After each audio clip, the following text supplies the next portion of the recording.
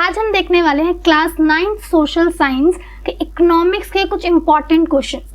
अब class 9 students आप जानते होंगे, पहले 8th में जब आप थे तो आपके पास सिर्फ एसएसटी में यानी सोशल साइंस में आपके पास सिर्फ 3 ही बुक्स होती थी, ज्योग्राफी, हिस्ट्री एंड डीपी यानी कि डेमोक्रेटिक पॉलिटिक्स। लेकिन आज आपके पास यानी अब 9th में आपके पास इकोनॉमिक्स भी है। इकोनॉमिक्स जिसके अंदर इसके अंदर बहुत कम चैप्टर्स हैं, ओनली 4 चैप्टर्स होंगे आपके पास। और इसका जो पहला चैप्टर है the story of village Palampur, उसके आज हम इंपॉर्टेंट क्वेश्चन देखने वाले। तो स्टार्ट करते हैं। सबसे पहला क्वेश्चन है यहाँ पे, define the meaning and aim of production. इसमें हमें पूछ रहे हैं कि प्रोडक्शन का मीनिंग क्या होता है और प्रोडक्शन का एम क्या है, हम प्रोडक्शन करते क्यों है। तो इसका आंसर है production is the creation of value in a commodity. Production का मतलब होता है किसी भी कमोडिटी की, कमोडिटी मीन्स कोई भी चीज, means it can be a service और it can be a goods and services. Goods होता है कोई भी वस्तु और सर्विसेज मीन्स सेवाएं।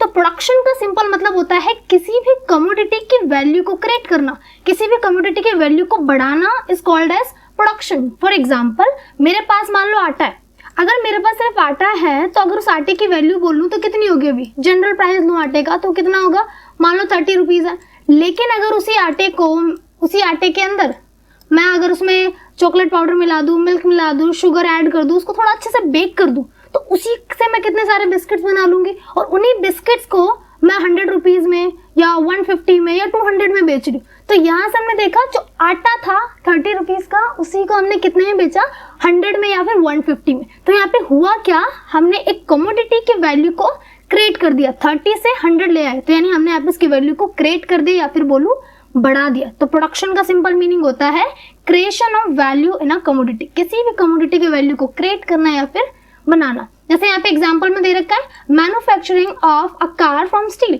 स्टील से कार को बनाना। हमने देखा जो कार होती है, कार में बेसिकली क्या चीज है, कार का जो मेन स्ट्रक्चर होता है वो किससे बना होता है, भाई स्टील से बना होता है।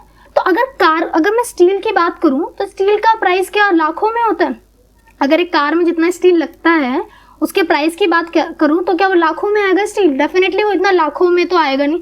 लेकिन अगर एक कार खरीदने जाए तो कितने लाखों की आती है भाई, 10-10 लाख की कार आएगी। तो इस तरीके से हमने देखा जो हमारी स्टील है उसकी एक्चुअल वैल्यू इतनी ज़्यादा नहीं है, लेकिन जब उसी से हम कार बना देते हैं तब उसकी वैल्यू काफ़ी ज़्यादा क्रिएट हो जाती है, बढ़ जाती है। तो प्रोडक्शन का सिंपल मीनिंग है क्रिएशन ऑफ वैल्यू। हम प्रोडक्शन करते हैं क्यों है, एम क्या है प्रोडक्शन का, तो प्रोडक्शन हम इसलिए करते हैं, the aim of production is to produce the goods and services that we want. Production हम इसलिए करते हैं ताकि हम उन सारे गुड्स को, उन सारी सर्विसेज को बना पाए जिनकी हमें ज़रूरत है। अब डे टू डे लाइफ में हमें बहुत सारी चीज़ों की ज़रूरत पड़ती है जिनको हम प्रोड्यूस करते हैं, जिनको हम फैक्ट्रीज में बनाते हैं, तो इसीलिए हम लोग प्रोडक्शन करते हैं। अगर प्रोडक्शन नहीं करेंगे तो हमारे घरों में जो इतनी सारी चीज़ें जो फैक्ट्रीज से आती हैं वो कहाँ से आएंगी, इसीलिए हम करते हैं प्रोडक्शन।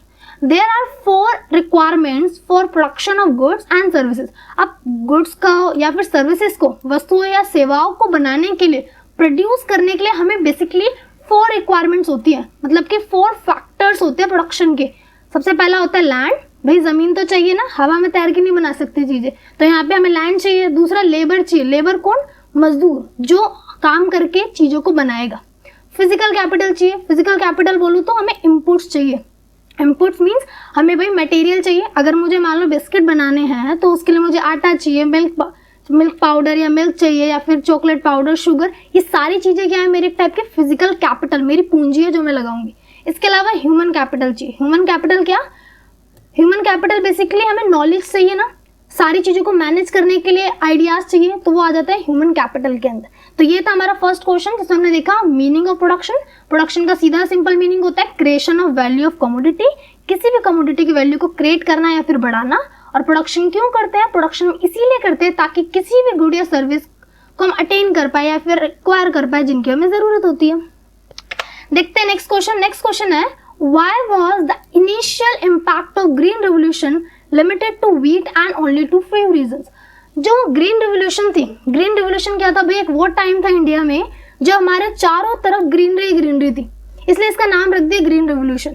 इस टाइम पे क्या था, इंडिया में बहुत अच्छा प्रोडक्शन हुआ था, इसीलिए चारों तरफ ग्रीनरी थी, हमारे जो फसल थी इतनी ग्रीनरी थी वहाँ पे, इसलिए इसका नाम ग्रीन रेवोल्यूशन रखा गया था। अब ये जो ग्रीन रेवोल्यूशन का टाइम था ना, यहाँ पे बहुत ज़्यादा केमिकल्स का, एकदम मॉडर्न टेक्नोलॉजी का, HYV सीड्स का, तो बहुत सारी चीज़ों का यूज़ किया था। तो इससे प्रोडक्शन तो बहुत अच्छा हुआ था, लेकिन अब अक्सर जो चीज़ जितनी अच्छी दिखती है वो होती ही नहीं है। तो ग्रीन रेवोल्यूशन देखने में बहुत अच्छी लग रही थी कि बहुत अच्छा प्रोडक्शन हो रहा है, क्वांटिटी बहुत अच्छी हो रही है, बट एक्चुअल में ग्रीन रेवोल्यूशन का हमारे एनवायरनमेंट पे बहुत ज़्यादा नेगेटिव इम्पैक्ट पड़ा था। अब वो जो इम्पैक्ट पड़ा था वो खास तौर पे वीट पे और कुछ लिमिटेड रीजन्स पे क्यों पड़ा था, ये क्वेश्चन हमसे ये पूछ रहा है कि ग्रीन रेवोल्यूशन का इम्पैक्ट सबसे ज़्यादा वीट पे यानी गेहूं पे और दूसरा कुछ खास रीजन्स पे क्यों पड़ा था। तो it was limited to wheat because HYV seeds were available only for wheats. अब ये जो हमारे ग्रीन रेवोल्यूशन थी इसका इम्पैक्ट खास तौर पे वीट पे इसीलिए देखने को मिला क्योंकि ये जो HYV सीड्स थे ना जिनका यूज करा था हमने ग्रीन रेवोल्यूशन में, ये सीड्स खास तौर पे वीट के लिए ही अवेलेबल थे। इन सीड्स को हमने वीट के लिए ही यूज किया था और इसी वजह से इम्पैक्ट भी ग्रीन रेवोल्यूशन का वीट्स की फसल पे ही देखने को मिला था। अगला है its impact was limited only to few regions as the HYV seeds need higher imports which only the rich farmers can afford. दूसरी खास बात क्या है कि हर जगह इसका हमें इम्पैक्ट क्यों नहीं देखने को मिला, फ्यू रीजन्स में क्यों देखने को मिला, तो इसीलिए क्योंकि देखो अभी जो ग्रीन रेवोल्यूशन थी यहाँ पे काफ़ी अच्छे इनपुट्स चाहिए होते हैं, हमें काफ़ी अच्छी चीज़ें चाहिए होती है। फॉर एग्जांपल हमको काफ़ी अच्छी मशीनरी चाहिए, थ्रेशर चाहिए, ट्रैक्टर चाहिए, इसके अलावा और भी फर्टिलाइजर चाहिए, पेस्टिसाइड चाहिए, इसके अलावा बहुत सारी चीज़ें चाहिए थे, केमिकल्स चाहिए थे, और ये सारी चीज़ें जो है बहुत ज़्यादा होती है एक्सपेंसिव। एक छोटा फार्मर या फिर एक ऐसा पर्सन जिसके बहुत कम ज़मीन है वो नहीं इसे परचेज कर सकता। तो ये जो चीज़ें थी सारी की सारी ये खरीदी थी हमारे जो रिच फार्मर्स थे ना, उन्होंने खरीदी थी। इसी वजह से जो रिच फार्मर्स थे उन्हीं की जो फसलें थी, उन्हीं की जो सॉइल थी, उसी पर इसका इम्पैक्ट देखने को भी मिला था। नेक्स्ट है HYV seeds need assured means of irrigation which were available only in northern part of India। अब बात क्या आती कि जो HYV सीड्स थे, HYV सीड्स जो होते हैं ना high yielding variety seeds, HY की फुल फॉर्म होती है हाई यील्डिंग वैरायटी सीड्स। अब ये जो सीड्स होते हैं इनको बहुत ज़्यादा इरिगेशन की यानी इनको बहुत ज़्यादा पानी चाहिए होता है, ये बहुत ज़्यादा पानी ऑब्जॉर्व करते हैं। इसी वजह से ये जो हमारे HYV सीड्स थे इनका यूज़ इंडिया के सिर्फ और सिर्फ नॉर्दर्न पार्ट में होता था, नॉर्थन पार्ट में, क्योंकि और जो पार्ट थे वहाँ पे पानी की इतनी अच्छी अवेलेबिलिटी नहीं थी और इस वजह से वहाँ के फार्मर्स इसको यूज़ नहीं कर पाए थे। तो इसी वजह से जो हमारी ग्रीन रेवोल्यूशन थी इसका इम्पैक्ट खास तौर पे कहाँ पे देखने को मिला, एक तो हमको वीट पर देखने के लिए मिला, क्यों, क्योंकि वीट के लिए HYV सीड्स अवेलेबल थे इसलिए इम्पैक्ट भी उस पर पड़ा। दूसरा कुछ खास रीजंस पे ही क्यों पड़ा, सिर्फ कुछ रीजंस पे ही क्यों पड़ा, क्योंकि HYV सीड्स जो थे और जो केमिकल्स थे वो सिर्फ रिच फार्मर्स परचेज कर सकते थे, इसीलिए सिर्फ उनकी ज़मीन पे पड़ा। दूसरा ये जो HYV सीड्स होते हैं इनके लिए काफ़ी ज़्यादा वाटर यानी काफ़ी ज़्यादा इरिगेशन चाहिए और ये भी बहुत लिमिटेड एरिया में था, इसीलिए ग्रीन रेवोल्यूशन का इम्पैक्ट कुछ फ्यू रीजंस पे ही देखने को मिला। देखते हैं next question. Question number 3, mention 3 characteristics of traditional method of farming. अब देखो जो फार्मिंग होती है ना हमारी खेती, इसको करने के 2 मेथड होते हैं बेसिकली। अगर बड़े बड़े तौर पे देखूँ, इसको ब्रॉडली क्लासीफाई करूँ तो there is only 2 methods of farming. The first one is traditional method of farming and second one is modern way of farming. तो ट्रेडिशनल वे, ट्रेडिशन का मतलब ये होता है पारंपरिक तरीके, पारंपरिक मतलब ऐसे तरीके जो परंपरागत तरीके से हम यूज कर रहे हैं, मतलब हमारी पीढ़ी दर पीढ़ी यही यूज करती आ रही है, उसे बोला जाता है ट्रेडिशनल मेथड।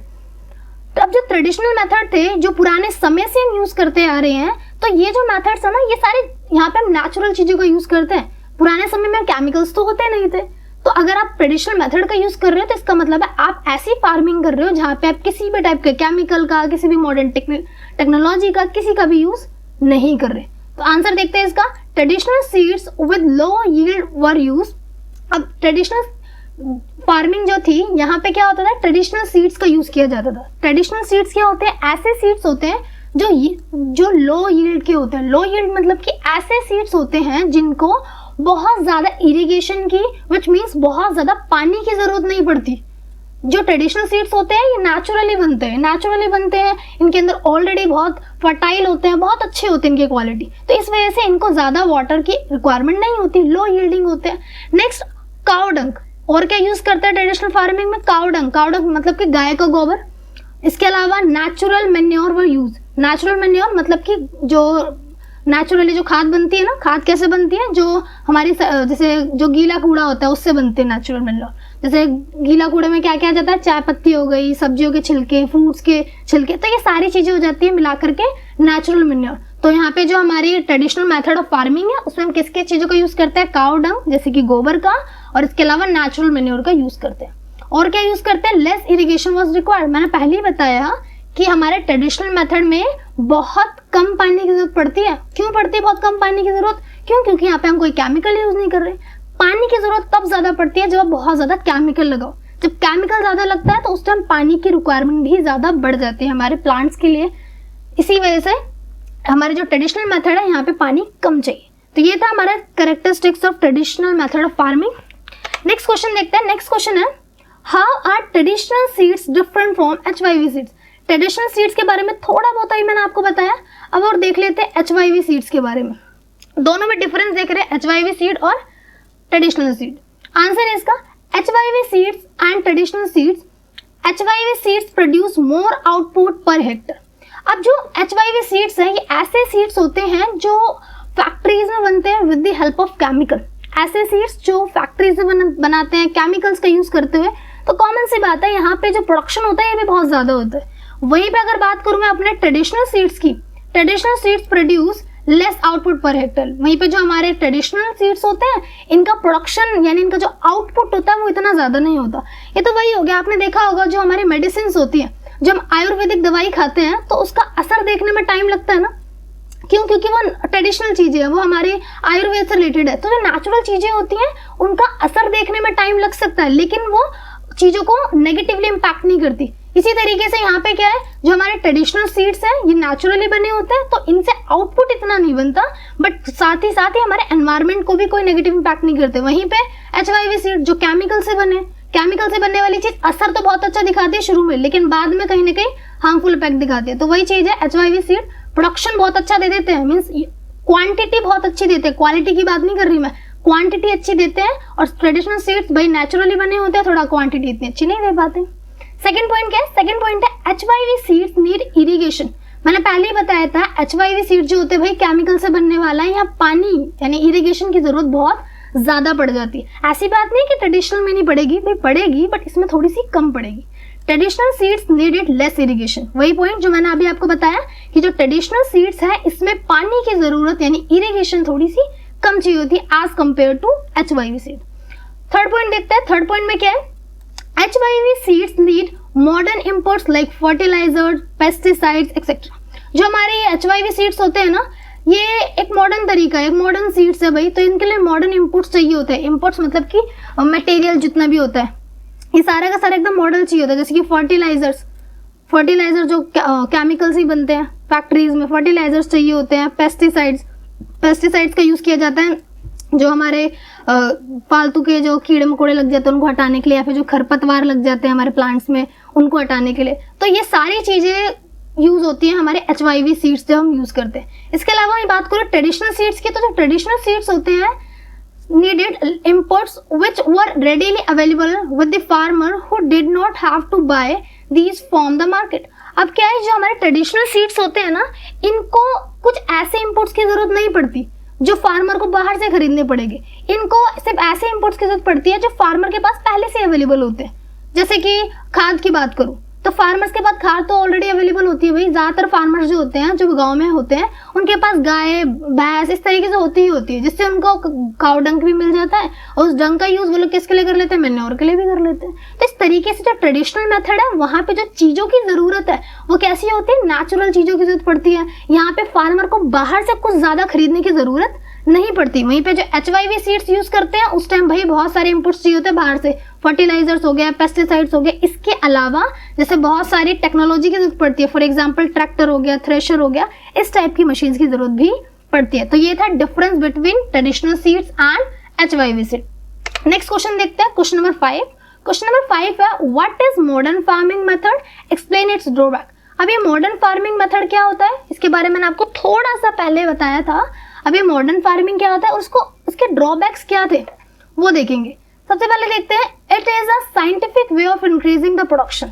मॉडर्न फार्मिंग क्या है, एक वो मेथड है फार्मिंग का, एक साइंटिफिक मेथड है जहाँ पे हम क्या करते हैं, प्रोडक्शन को एनहांस करते हैं, प्रोडक्शन बढ़ाने की कोशिश करते हैं। प्रोडक्शन बढ़ाने से यहाँ पे मेरा मतलब सीधा सीधा है प्रोडक्शन की क्वांटिटी को बढ़ाने की कोशिश करते हैं, क्वालिटी की बात नहीं कर रहे हैं। यहाँ पे मॉडर्न फार्मिंग का यहाँ पे मेन फोकस होता है इंक्रीजिंग द प्रोडक्शन, मतलब कि क्वांटिटी को बढ़ाना। Under this production is increase by HYV seeds and another inputs. अब ये जो हमारा मॉडर्न फार्मिंग होता है इसमें हम प्रोडक्शन तो बढ़ाते हैं, लेकिन कैसे बढ़ाते हैं भाई, यहाँ पे हम HYV सीड्स का यूज करते हैं, हाई यील्डिंग वैरायटी सीड्स का यूज करते हैं। और इसके अलावा हम बहुत सारे अदर इनपुट्स को, कैसे इनपुट्स लाइक अदर मटेरियल्स, मैंने बताया फर्टिलाइजर्स हो गए, पेस्टिसाइड्स हो गया, या बहुत सारी टेक्नोलॉजी मशीन्स वगैरह, केमिकल्स, इन सब का यूज करते हैं मॉडर्न फार्मिंग के अंदर। अगला देखते हैं ड्रॉबैक्स। मॉडर्न चीजों के ड्रॉबैक्स बहुत ज्यादा होते हैं तो वो भी देख लेते हैं। तो it is used by rich farmers as it requires more inputs. अब सबसे बड़ी बात ये थी कि जो मॉडर्न फार्मिंग थी ना, मॉडर्न फार्मिंग ज्यादातर जो रिच फार्मर्स थे सिर्फ वही कर सकते थे, जो रिच फार्मर्स थे वही कर सकते थे। क्यों? क्योंकि इसके अंदर क्या चाहिए थी भाई, मॉडर्न चीजें चाहिए थी। मॉडर्न चीजें जैसे कि मॉडर्न इनपुट्स चाहिए थे, यहाँ पे बड़ी बड़ी मशीनें, ट्रैक्टर, थ्रेशर मशीन, बहुत सारी मशीनें चाहिए थी। तो ये सारी चीजें एक स्मॉल फार्मर या फिर बोल दो पुअर फार्मर अफोर्ड नहीं कर सकता। तो इसी वजह से ये जो चीजें थी, मॉडर्न फार्मिंग का जो बेनिफिट था वो सिर्फ और सिर्फ रिच फार्मर तक ही लिमिटेड था। और ये चीज बिल्कुल भी अच्छी नहीं है भाई। ये ऐसा मेथड किस काम को जो सिर्फ किसी एक पर्टिकुलर ग्रुप को ही बेनिफिट दे रहा है। नेक्स्ट क्या है यहाँ पे, loss of soil fertility due to increase use of chemical fertilisers. यहाँ पे क्या था, मॉडर्न फार्मिंग में बहुत ज्यादा केमिकल फर्टिलाइजर्स का यूज था। मैंने पहले ही बताया मॉडर्न फार्मिंग में केमिकल फर्टिलाइजर्स का यूज बहुत ज्यादा था। और केमिकल फर्टिलाइजर्स जब हम ज्यादा यूज करते हैं ना तो इससे सॉइल फर्टिलिटी बहुत रिड्यूस होती है, यानी सॉइल की जो उपजाऊ क्षमता होती है वो बहुत ज्यादा कम हो जाती है। अब कम कैसे होती है, देखो जो केमिकल फर्टिलाइजर्स होते हैं ना, ये केमिकल फर्टिलाइजर्स जब जमीन में अंदर जाते हैं तो ये हमारे जो अंदर वो होते हैं इंसेक्ट्स होते हैं, लाइक अर्थवर्म हो गया जिन्हें केंचुए बोलते हैं, इनको खत्म कर देते हैं। और ये जो अर्थवर्म्स वगैरह होते हैं ना, ये बहुत इंपॉर्टेंट होते हैं हमारी सॉइल के लिए। कैसे इंपॉर्टेंट होते हैं, ये अर्थवर्म जो होते हैं हमारी सॉइल को बनाते हैं बहुत ज्यादा फर्टाइल, इसलिए इनको फार्मर्स का फ्रेंड भी बोलते हैं, अर्थवर्म्स को फार्मर का फ्रेंड भी बोलते हैं। और ये जो केमिकल फर्टिलाइजर्स है ये उन्हीं को खत्म कर देते हैं। तो आप सोच सकते हो कि हमारी सॉइल को फिर फर्टाइल कौन बनाएगा भाई, ये केमिकल बनाएंगे हमारी सॉइल को फर्टाइल। तो इस वजह से जो केमिकल फर्टिलाइजर्स है ये कहीं ना कहीं हमारी जो सॉइल है उसकी फर्टिलिटी को बहुत कम कर देते हैं। कुछ टाइम के लिए बढ़ा देंगे केमिकल, बट जो उसकी रेगुलर फर्टिलिटी है, जो उसकी एक कांस्टेंट फर्टिलिटी है, वो कहीं ना कहीं खत्म कर देते हैं। अगला क्या पॉइंट इसका, continuous use of ground water for tubewell irrigation has reduced the water table below the ground. अब मैंने बताया कि जो मॉडर्न फार्मिंग में यहाँ पे कैसे सीड्स यूज होते हैं भाई, HYV सीड्स यूज होते हैं यहाँ पे। अब ये जो HYV सीड्स हैं यहाँ, इनके लिए क्या चाहिए, बहुत ज्यादा इरिगेशन चाहिए, बहुत ज्यादा पानी चाहिए। अब पानी कहाँ से आएगा भाई, अब सारा पानी बारिश से नहीं आ जाता है, इतना पानी नहीं आता बारिश से भी, तो जो बाकी का पानी चाहिए वो कहाँ से लाएगा फार्मर, तो बाकी का पानी ट्यूबवेल्स के थ्रू निकाला जाता है जमीन से, यानी जो ग्राउंड वाटर होता है उसका यूज किया जाता है। अब इतना ज्यादा ग्राउंड वाटर का यूज करेंगे तो कहीं ना कहीं जो हमारा ग्राउंड वाटर है उसका जो वाटर लेवल है वो भी तो कम हो जाएगा ना, और ये चीज तो बिल्कुल भी सही नहीं है। तो इस तरीके से हमने देखा ये तो कुछ ड्रॉबैक्स ऑफ मॉडर्न फार्मिंग, जैसे कि जो मॉडर्न फार्मिंग है सिर्फ रिच फार्मर्स यूज कर सकते थे, ये सबसे बड़ी खराब बात थी। दूसरा, इसमें हम केमिकल फर्टिलाइजर्स का यूज करते हैं इसीलिए इसकी सॉइल फर्टिलिटी खत्म हो जाती है। तीसरा पॉइंट, यहाँ पे बहुत ज्यादा इरिगेशन करनी पड़ती है, बहुत ज्यादा वाटर यूज होता है, इसकी वजह से हमारा water level, ground water level बहुत कम हो जाता है। नेक्स्ट देखते हैं सिक्स्थ क्वेश्चन। सिक्स्थ क्वेश्चन क्या है, state any 2 features of modern farming. 2 features पूछे इन्होंने, हम 4 बता देते हैं। It's main features were use of tube wells for irrigation. जो हमारी मॉडर्न फार्मिंग है यहाँ पे क्या होता है, ट्यूबवेल्स का यूज किया जाता है इरिगेशन के लिए। भाई मॉडर्न फार्मिंग है ना, यहाँ पे मॉडर्न चीजें यूज करेंगे, जैसे ट्यूबवेल का यूज करेंगे, या कुएं से पानी कोई नहीं निकालेगा, यहाँ पे ट्यूबवेल्स का यूज करेंगे। अगला, use of HYV seed. Modern farming में क्या करते हैं, HYV seeds, high yielding variety seeds का यूज करते हैं। थर्ड पॉइंट क्या है, केमिकल फर्टिलाइजर्स। यहाँ पे कोई मैन्योर नहीं यूज करने वाला, यहाँ कोई गोबर में हाथ डाल के नहीं बनाने वाला खाद, यहाँ पे सीधा केमिकल फर्टिलाइजर्स लाएंगे और उसको डाल देंगे। अगले क्या है, यहाँ पे पेस्टिसाइड्स का यूज करेंगे।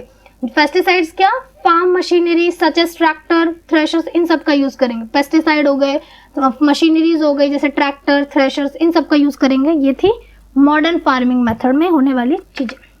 अगला है question number 7, explain the problem which arise due to unequal distribution of land. Land के अनइक्वल डिस्ट्रीब्यूशन से कौन सी प्रॉब्लम्स अराइज होती है वो पूछ रहे हैं यहाँ पे। अब यहाँ पे देखो, सबसे पहली प्रॉब्लम है इकोनॉमिक इनइक्वलिटी। जब लैंड अनइक्वली डिस्ट्रीब्यूटेड होती है ना तो इकोनॉमिकल इनइक्वलिटी आ जाती है।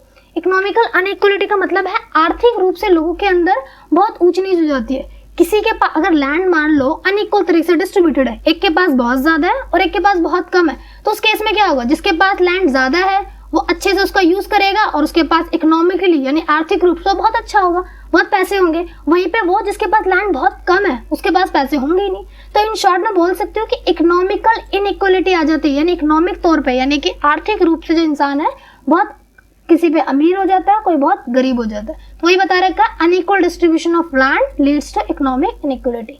नेक्स्ट पॉइंट क्या है? नेक्स्ट पॉइंट है अनएम्प्लॉयमेंट। भाई जब लैंड ही अनइक्वल तरीके से डिस्ट्रीब्यूटेड है, किसी के पास ज्यादा है किसी के पास कम है, तो इस तरीके से जिनके पास कम है उनको तो काम मिलेगा ही नहीं, उनके पास बहुत छोटी सी जमीन होगी, उस छोटी सी जमीन पे वो कितना काम कर लेंगे, थोड़ा सा काम कर पाएंगे, बाकी साल के हर टाइम वो लोग क्या रहेंगे? अनएम्प्लॉयड रहेंगे। तो इस तरीके से अनएम्प्लॉयमेंट भी बढ़ता है। अगला क्या है? Poverty and hunger. Poverty and hunger, भाई पॉवर्टी एंड हंगर तो जायज है, जब लोगों के पास काम ही नहीं है, जब सारे लोग बेरोजगार होंगे तो गरीबी तो होगी, और जब गरीबी है तो हंगर तो जायज है।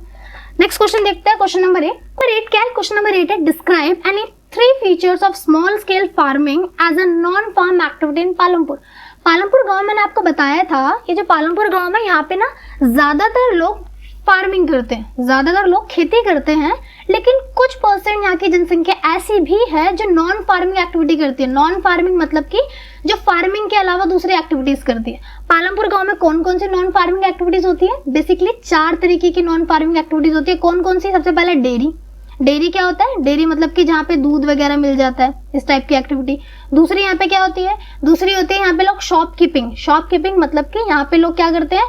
छोटी मोटी दुकान खोल लेते हैं। छोटी मोटी दुकान में क्या मिलता है? इसमें 555 का बीड़ी बंडल, माचिस, थोड़ी सी चॉकलेट, या तो थोड़े कुरकुरे बिस्कुट, ये सब मिल जाता है यहाँ पे। इसके अलावा दूसरा यहाँ पे लोग क्या करते हैं? ट्रांसपोर्टेशन का काम भी करते हैं लोग। ट्रांसपोर्टेशन का काम जैसे कि गाड़ियों में सामान लाद लाद के इधर से उधर लेके जाना, इधर के गांव से दूसरे गांव में बेचना, शहरों में सामान बेचने के लेके जाना। तो इस तरीके से लोग यहाँ पे ये भी काम करते हैं ट्रांसपोर्टेशन का। अगला लास्ट क्या है? यहाँ पे कुछ लोग ऐसे भी हैं जो स्मॉल स्केल मैन्युफैक्चरिंग करते हैं। स्मॉल स्केल मैन्युफैक्चरिंग होती है कि छोटे लेवल पे क्या करते हैं? किसी ना किसी चीजों का विनिर्माण करते हैं, किसी ना किसी चीज को बनाते हैं, इसे बोलते हैं स्मॉल स्केल मैन्युफैक्चरिंग। तो यहाँ पे वही पूछ रखा है कि जो पालमपुर गांव है यहाँ पे जो लोग स्मॉल स्केल मैन्युफैक्चरिंग करते हैं उसके बारे में थोड़ा सा बताओ।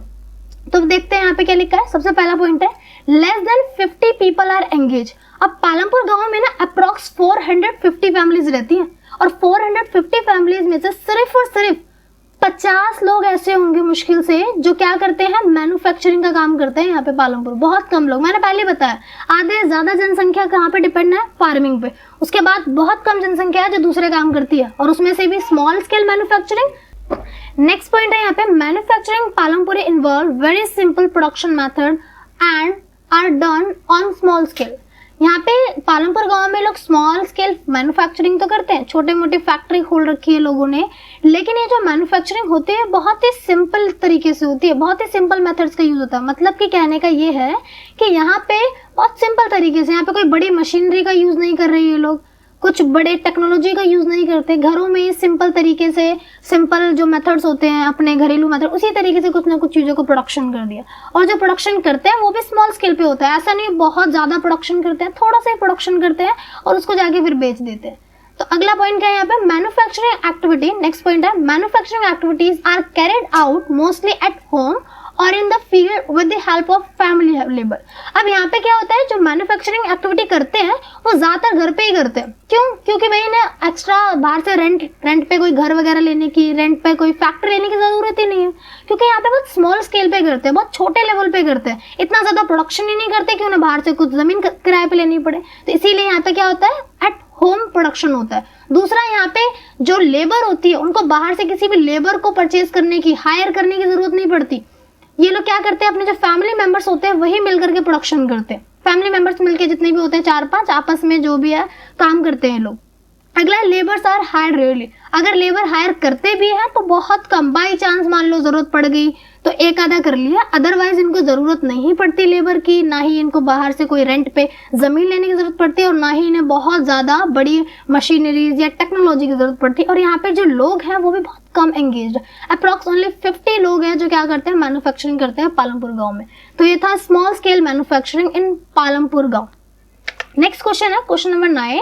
क्वेश्चन नंबर 9 है, what is the difference between rabi and kharif crops. Rabi और खरीफ क्रॉप में क्या डिफरेंस होता है? रबी और खरीफ क्रॉप्स के बारे में आपने पहले भी पढ़ा होगा, क्या डिफरेंस होता है दोनों में। देखते हैं। सबसे पहला है rabi crops are sown at the end of monsoon और in the beginning of winter. ये जो हमारी रबी क्रॉप्स होती है ना, इनको कब हम सोन करते हैं? सोन का मतलब होता है कब इनको बोया जाता है। तो इनको बोया जाता है तब जब हमारा जो मॉनसून होता है, जब खत्म हो रहा होता है, जब मॉनसून के खत्म होने का टाइम होता है तब, या फिर बोलो जब विंटर स्टार्ट होती है ना, तो विंटर्स में इसको सोन किया जाता है, बोया जाता है। तो इसीलिए they are also known as winter crops. इसीलिए जो रबी क्रॉप्स होती है ना, उनको विंटर क्रॉप्स ही बोला जाता है। क्यों? क्योंकि विंटर्स में सोन की जाती है, विंटर में इनको बोया जाता है। वहीं पे खरीफ क्रॉप्स की बात करूं तो जो खरीफ क्रॉप्स होती हैं, kharif crops are sown at the beginning of rainy season and are also known as monsoon crops. ये जो हमारी खरीफ क्रॉप्स होती है ना, इनको ज्यादातर इनको हमेशा ही रेनी सीजन में ही सोन किया जाता है, बोया जाता है, और इसी वजह से इनको मॉनसून क्रॉप्स भी बोला जाता है। सिंपल है, रबी क्रॉप्स विंटर में और खरीफ क्रॉप मॉनसून के टाइम पे, या बोलो रेनी सीजन में। अगला क्या है?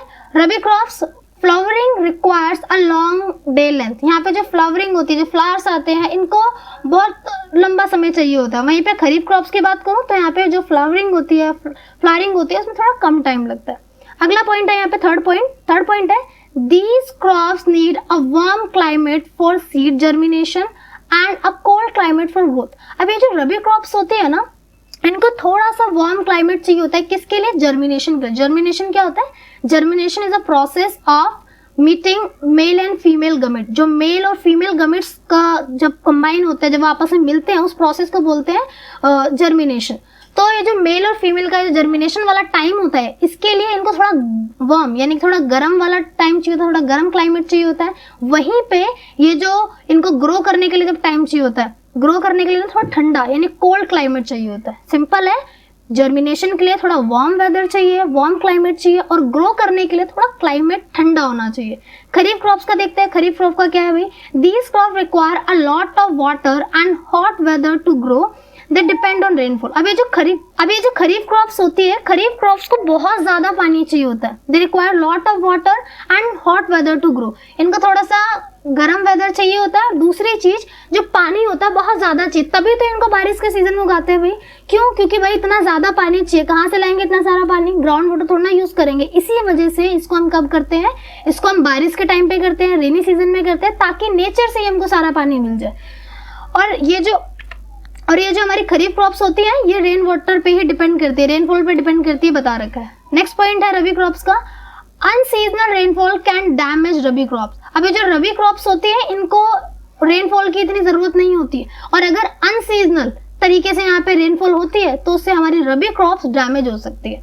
अगला वहीं पे देखें kharif crops depend on rainfall pattern. वहीं पे हमने देखा जो खरीफ फसल होती है, खरीफ क्रॉप्स होती है, ये तो डिपेंड ही वाटर पे करती है भाई, ये तो डिपेंड ही रेनफॉल पे करती है। तो इनको तो कोई डैमेज नहीं होता है अगर मान लो अनसीजनल तरीके से रेनफॉल हो भी तो।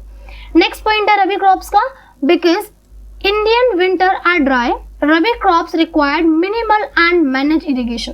अब जो इंडियन विंटर होती है ना, थोड़ी ड्राई होती है। Rabi crops require minimal and manage irrigation.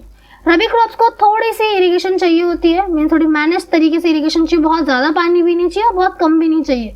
क्यों? क्योंकि जो इंडियन विंटर होती है थोड़ी ड्राई होती है, यहाँ पे इतनी बारिश वगैरह नहीं होती है, तो इसी वजह से वाटर तो चाहिए बट थोड़ा कम ही चाहिए।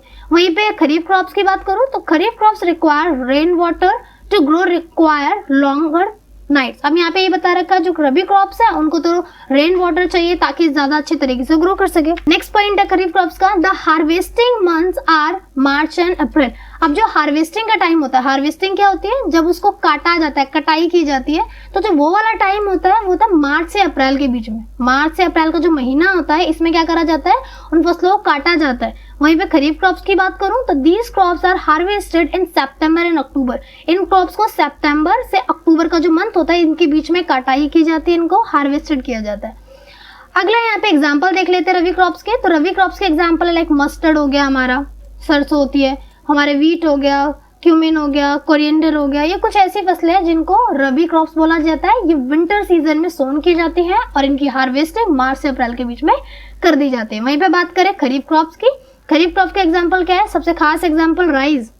भाई राइस की बात करूं तो ये जो राइस है ना, इस राइस को बहुत पानी चाहिए होता है। धान बोलते हैं ना, धान की खेती, तो इसको और उगने के लिए बहुत पानी चाहिए होता है, और इसी वजह से हम उसको कब उगाते हैं? खरीफ क्रॉप्स में, यानी कि रेनी सीजन में उगाते हैं ताकि नेचर से सारा पानी मिल जाए। दूसरा बाजरा, इसको भी बहुत पानी चाहिए होता है, इसीलिए ये भी खरीफ क्रॉप्स में आता है। ग्राउंड नट हो गया हमारा, इसको भी ज्यादा पानी चाहिए होता है और ये भी हमारा खरीफ क्रॉप्स में आता है। क्वेश्चन नंबर 10 है, describe any 3 source of irrigation इन पालमपुर। पालमपुर में लोग खेती करते हैं, तो खेती करने के लिए इरिगेशन चाहिए।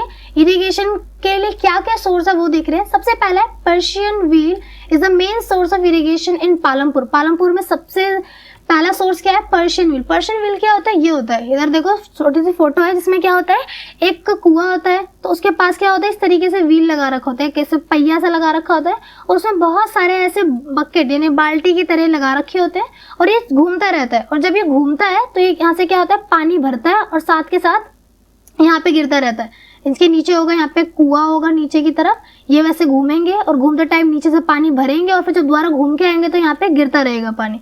और जब जहाँ पानी गिरेगा इसके थ्रू इस पानी को कहीं ना कहीं अपने खेतों वगैरह में ये लोग भेजते हैं। तो ये होता है पर्शियन व्हील। एक यहाँ पे व्हील होता है, पहिया होता है, इसके थ्रू पानी को निकाला जाता है कुएं से और फिर इसका यूज किया जाता है इरिगेशन के। नेक्स्ट क्या सोर्स है? नेक्स्ट है well is a source of irrigation. दूसरा सोर्स है वेल यानी कुआं। कुआं भी एक सोर्स है जहां से पानी को डायरेक्टली निकाल के अपने खेतों के लिए यूज किया जाता है। नेक्स्ट है tubewells are also important source of irrigation. इसके अलावा अगला सोर्स है हमारा ट्यूबवेल।